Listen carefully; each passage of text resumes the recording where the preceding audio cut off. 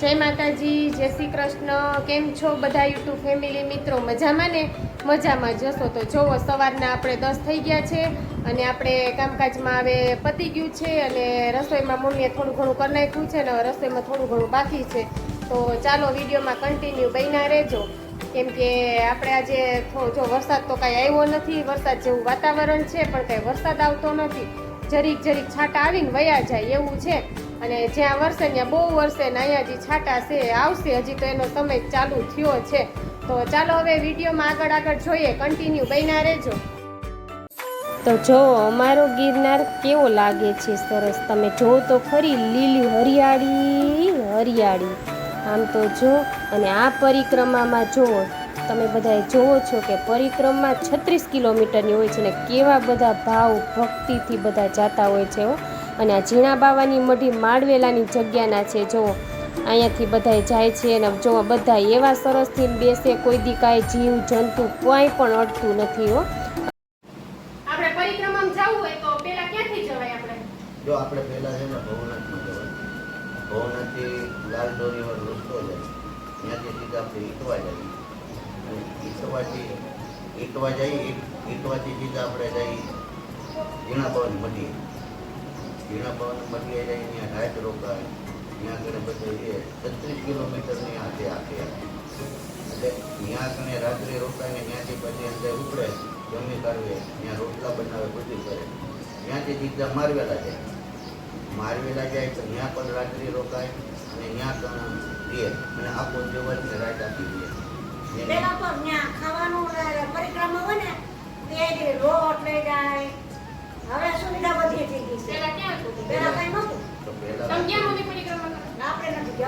પરિક્રમા જાય ને તો ભેગો લોટ હોય, અહીંથી રીંગણા, બટેટા, ડુંગળી બધી વસ્તુ લઈ જવાની અને ત્યાં લાકડા કાપીને 3 તાવડી બધું લઈ જવાનું અને દેશી ખાણું બને. ત્યાં લાકડા કાપીને લઈ આવી અને ટીકી અમે રોટલા શાક બનાવી. હવે તો થઈ ગયું છે. હવે તો આશ્રમ બધા એવડા અને હવે તો અનક્ષેત્ર થઈ ગયા છે. પુષ્કળ ખોડિયારવાળાના થઈ ગયા છે, રાજકોટના, અમદાવાદવાળાના થઈ ગયા, ચારી પર બધે અનક્ષેત્ર થઈ ગયા છે. તે અંદર જનતાને પબ્લિકના માટે બહુ સારું છે. અને મારવેલા જઈએ તો મારવેલા પણ રાત રોકાય, ત્યાં પણ અનક્ષેત્ર ચાલુ છે. અને મારવેલાથી નીચે જાય એટલે સરેકથી હનુમાનજી પણ આવે છે, ત્યાંથી પણ નજીક થાય, થોડાક જ દૂર છે. ત્યાં રાત્રે રોકાઈને સીધા પછી જાય એટલે સીધી ઘોડી ચડે એટલે બોરદેવીવાળા રસ્તે જવાનું. એટલે બોરદેવીવાળા રસ્તે જઈને એટલે રસ્તામાં સરોવરનું કાવડ આવે, ત્યાં કને પણ માણસો દર્શન કરતા જાય અને એ પણ હાલ્યા જાય. ત્યાંથી સીધા સરોવર કરીને પછી ત્યાંથી આગળ જાય એટલે નાગદેવનું સ્થાન આવે છે. પણ એ નાગ દેવતા ત્યાં આગળ સ્થાન છે, ત્યાં માણસોના ઉતારા હોય અને બધા અનક્ષેત્ર ચાલુ હોય, ભજનનું કીર્તન ચાલુ હોય અને ત્યાં પણ રોકાય. ત્યાંથી પછી થોડોક દૂર જાય 3 નાકા આવે. 3 નાકે જાય એટલે એક ભવનાથ પર રસ્તો છે અને એક બોરદેવી પર રસ્તો છે. બોરદેવી પર રસ્તો છે એટલે બોરદેવી માના દર્શન કરી છે જગદંબા અંબાના. ત્યાં પણ રાત્રે માણસો રોકાય. ત્યાં સંતો બંતો, ભજનો, કીર્તન જેવા બધા ટુકડીઓ અને અનક્ષેત્ર ચા પાણી પણ અત્યારે પણ ચાલુ. ત્યાંથી થોડાક આમ જઈએ તો માં ખોડલનો ગુનો આવે છે, પણ ત્યાં પણ જવાય. ત્યાં ખોડિયારમાં એ નરેશના દર્શન દીધા. એટલે ત્યાં કેવું નામ છે? ખોડિયારમાં એ નરેશના દર્શન દીધા. ગિરનારમાં એટલા તીર્થ સ્થાન છે, જો તમે સાંભળો. ઘોડા જ એક કિસ્સો એવો બન્યો તો કે છોકરીને ઉપાડી ગયો. કોઈ દિવસ પણ દીકરો. પરિક્રમા આ દીકરો. અને પરિક્રમની અંદર જાય તો જીવ જંતુ વિષી ગમ્યું હોય તો કોઈ માણસને દંશ નથી દેતો, જાનવરો પણ દંશ નથી દેતા. અને એ ભોરદેવી રાત્રિ રોકાય અને બધે માં ખોડલના દર્શન કરે. ત્યાંથી પછી સીધા ભવનાથ તરફ રસ્તો આવે તો ત્યાં નીચે પણ આગળ જતા માં ખોડલનું એક મંદિર આવે છે, એ પણ ખોડિયાર કહેવાય. અને ખોડિયારમાંના દર્શન કરે માણસો બધા એટલે ભજન કીર્તન કરતા હોય. અને એમાં જંગલની અંદર તો બહુ જોયા જેવું છે. બોરદેવીની આજુબાજુમાં ઝીણા બાવાની મઢી પાસે મારવેલા અને માં ભગવતીઓના સ્થાન અંદર છે. 33 કરોડ દેવ એમાં પણ છે અને પાણે બધા દેવલોક બેઠા છે. અને આ તો બહુ જૂનું પુરાણી છે અને આજ વર્ષો પહેલાં છે, પણ ત્યાં રજવાડાના પણ મકાનો જૂના આજે બોલાય છે. જે ઈટવા એ છે એ પણ જૂનું જ છે આજ વર્ષો પહેલાં. અને બોરદેવીની આજુબાજુમાં એક ઉપર જતા રાજા ઓલા થઈ ગયા હતા આપણે, નામ એનો પણ હાલ અત્યારે એ જંગલની અંદર મેલ થયો છે. એ તો મોટી મોટી રીતો છે. એટલે એ સમયમાં રજવાડા અને રાજા જે કે આજે હજારો વર્ષો પહેલાંની આ વાત છે. પછી ત્યાંથી બધા ફરતા ફરતા હેઠે આવે 36 કિલોમીટરનું થાય. 5 દિવસમાં પાછા ભવનાથ પૂજે છે. ભવનાથ મહાદેવના દર્શન કરે છે. ત્યાંથી દર્શન કરીને દામોકુંડ આવે, ત્યાં સ્નાન કરે છે.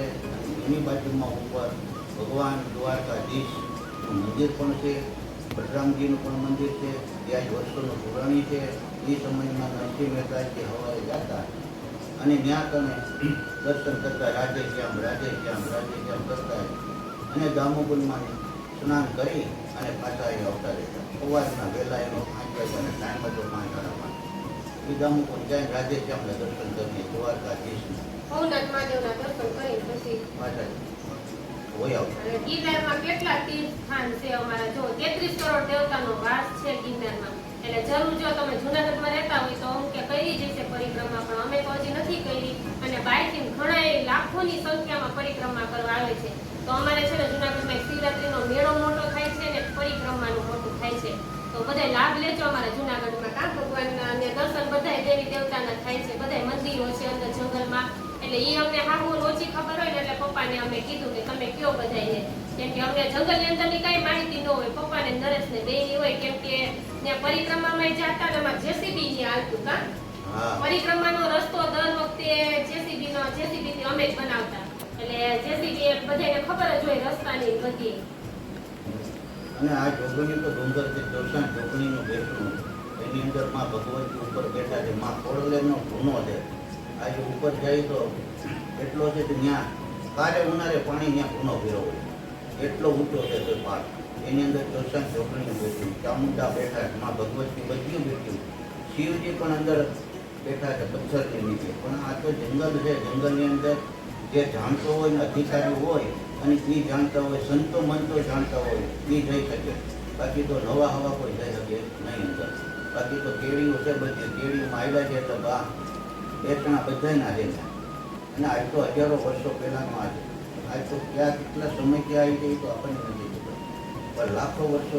તો જો આજે આપણે ભવનાથમાં આપણે પરિક્રમામાં જઈને ક્યાં સ્થળ આવે ને પપ્પાએ તમને એ બતાવ્યું છે. કેમ કે આપણને જાણીતું નથી, કેમ કે બધાની મને કોમેન્ટો આવતી કે જુનાગઢમાં ગિરનારમાં ક્યાં બધા સ્થાન આવેલા છે ભગવાનના, તે જણાવજો.